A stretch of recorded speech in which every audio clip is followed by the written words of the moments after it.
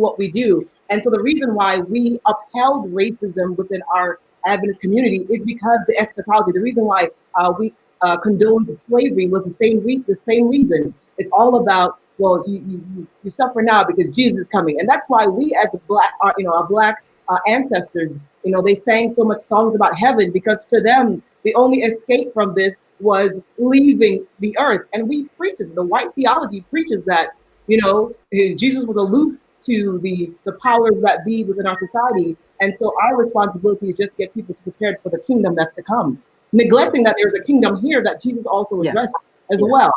So I think I agree with both. I agree with Pastor Terrence and Dr. Hemming that we do have a hermeneutic, but we also have this evacuation theology that informs everything that we do.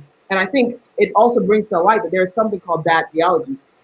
I think that there's bad theology when a certain group of people becomes oppressed, right? And that's something that we have to address, that there's bad theology. Could you unpack that? You can't say a term like that and just drop it. Well, what do you mean by bad theology?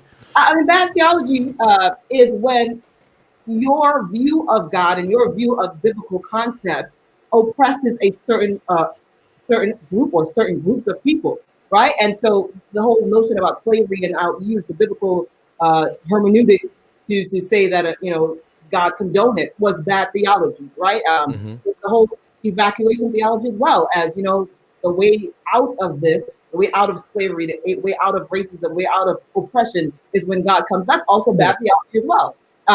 And when we say that we're not supposed to get involved in politics, and we're not supposed to get involved in the things that are going on in our world, that's also bad theology as well. When we interpret scripture so that we stay silent and complicit to the isms that we experience in our society.